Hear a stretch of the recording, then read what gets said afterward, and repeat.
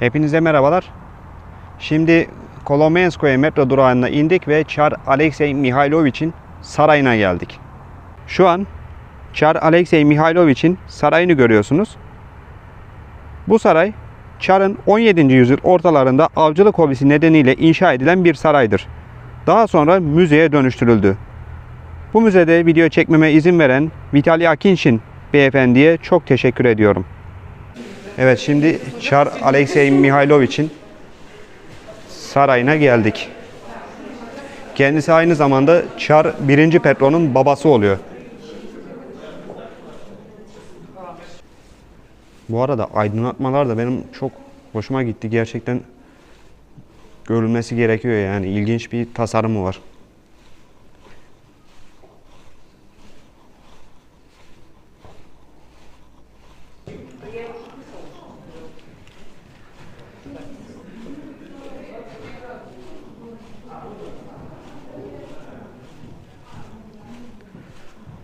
Şu an kapıdan içeri girdiğimizde bizi Çar'ın yemek odası karşılıyor.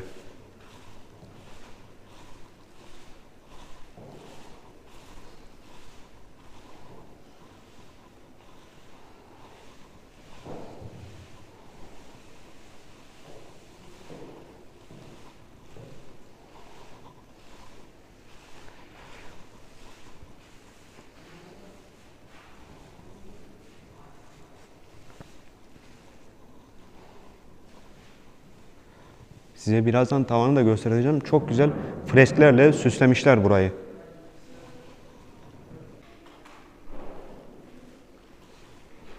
Tavanı şöyle bir göstereyim. Güzel güzel freskler var.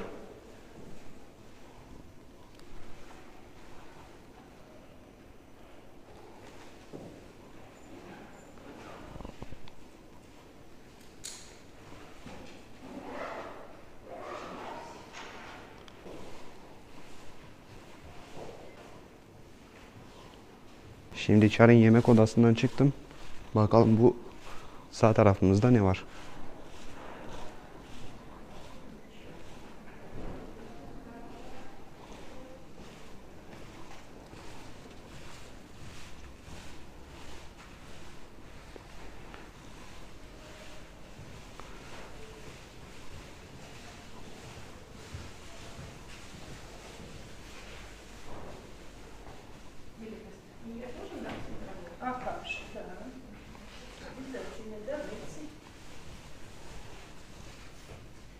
Şimdi bakalım karşıda ne var? Karşıya geçeceğiz.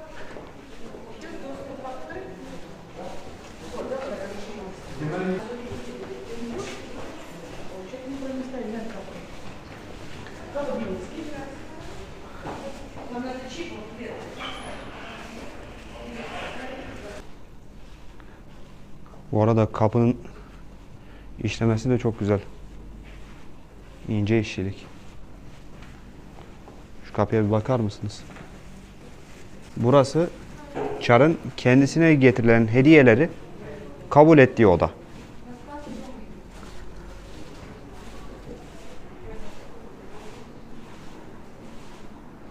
Odanın hemen girişinde sol tarafta Çar'a hediye edilen bir adet silahı, daha doğrusu tüfeği ve zıpkını görüyorsunuz.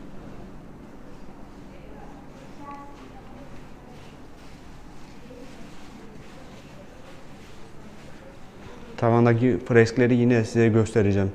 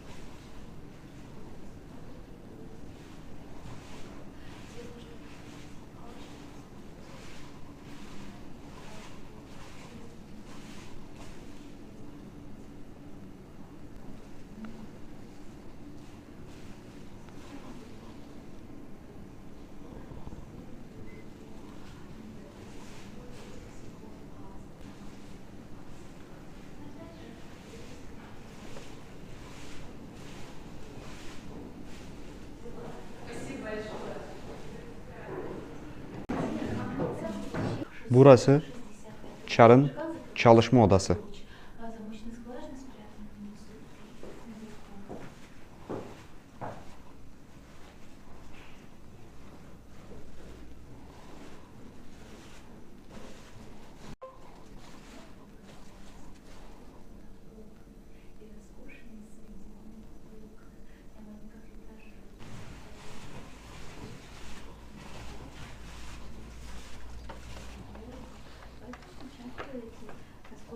Burası da Çar'ın yatağı.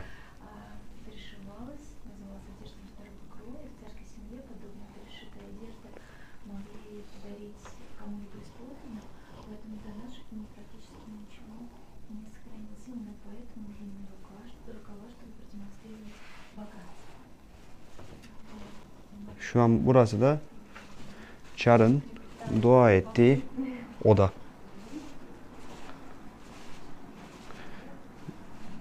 Bu arada buraya galoşla girmeniz gerekiyor. Bunu da belirtmiş olayım.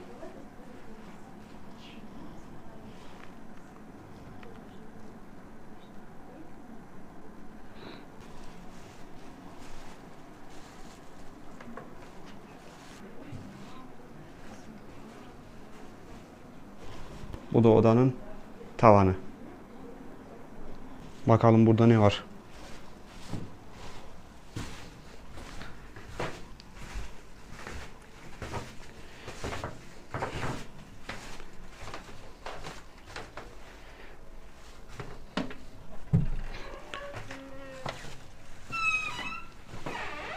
Şimdi burada da belirli knezlerin fotoğrafını görüyorsunuz.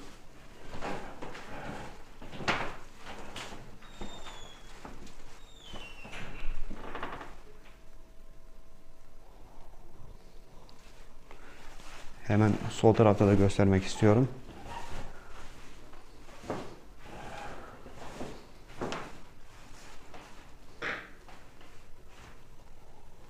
Bu Çar 1. Petro'nun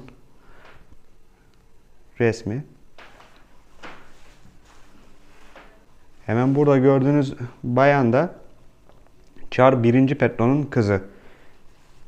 Hemen yan tarafında Kraliçe 2. Katerina var. Onun yan tarafında İmparator 1. Alexander var. İmparator 1. Nikolay. İmparator Nikolay Aleksandrovich. Burası da çok büyük bir oda. Burası Çar'ın öğrenme odası.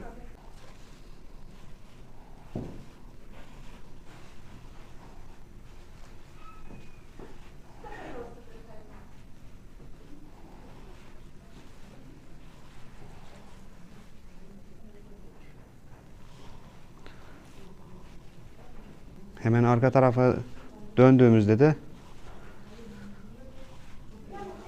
burada kılıçların olduğunu görüyoruz.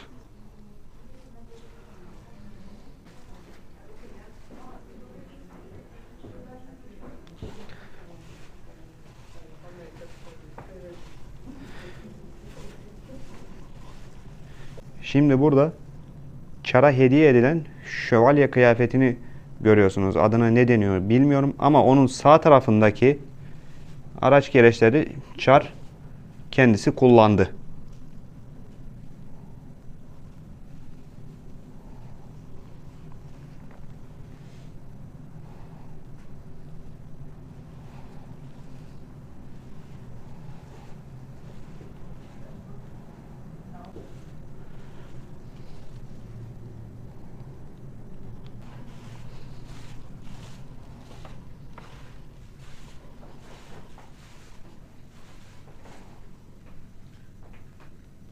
Burası da Çar'ın dolabının, kitaplarının, masasının, sandalyesinin olduğu bir bölüm.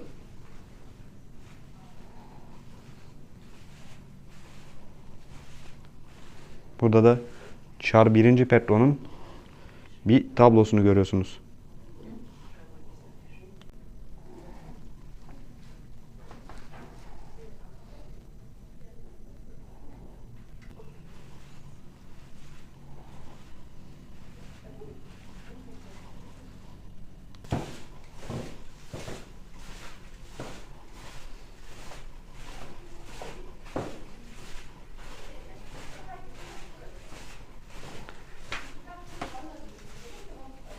Şimdi burada Çar Alexey Mihailovich'in savaşta kullandığı zırhı ve kalkanı görüyorsunuz. Zırhın ve kalkanın alt tarafında ise yine savaşta Çar'ın kullandığı malzemeler var. Yolculuğumuza devam ediyoruz.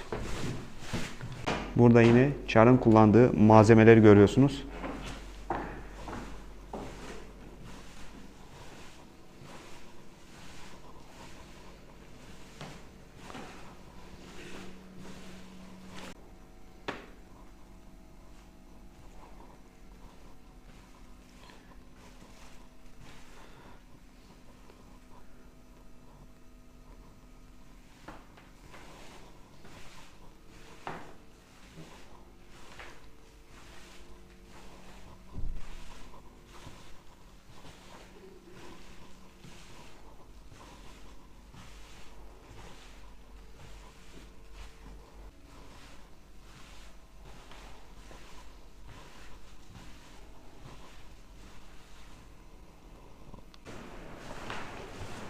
Evet, devam ediyoruz. Şimdi burada Çariçe'nin ve onun çocuklarının odasını görüyorsunuz. Çariçe, kraliçe anlamına geliyor.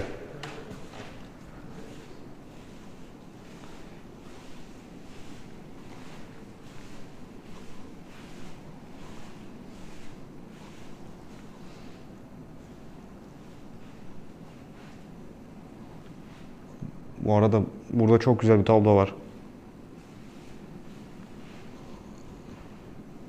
Şimdi size yine birazdan tavandaki freskleri de göstereceğim.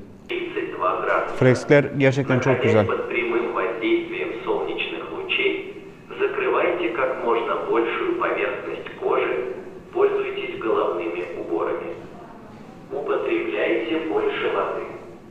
Проявляйте особую осторожность при обращении с огнем, не разводите костры. Телефон экстренных служб 112. Внимание! Внимание! Пользуйтесь головными уборами. Употребляйте больше воды. Проявляйте особую осторожность при обращении с огнем, не разводите костры. Телефон экстренных служб 112. Внимание! Внимание! В дневные часы 17 июля в Москве ожидается сильная жара 30-32 градуса. Находясь под прямым воздействием солнечных лучей, закрывайте как можно большую поверхность кожи, пользуйтесь головными уборами. Употребляйте больше воды. Проявляйте особую осторожность при обращении с огнем.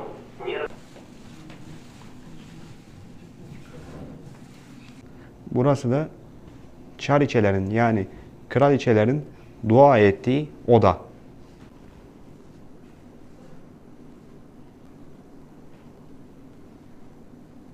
Şimdi buradan devam edelim bakalım.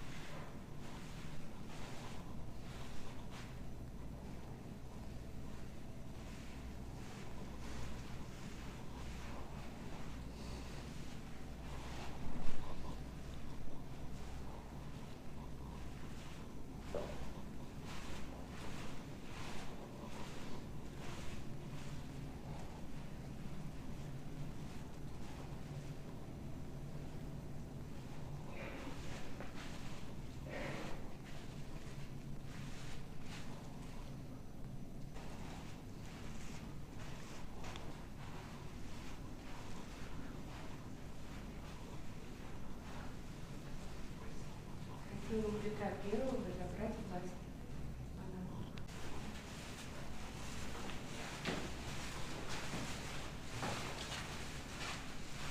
Şimdi burada Çar 1. Petro'nun kızının müzik odasını görüyorsunuz.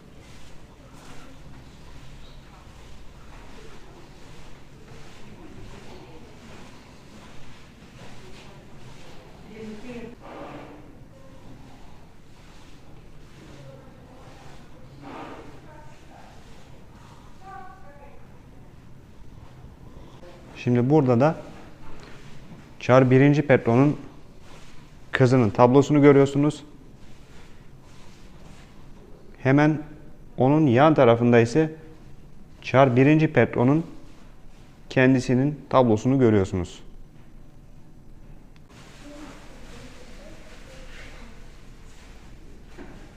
Ve artık müzeyi terk etme vaktimiz geldi.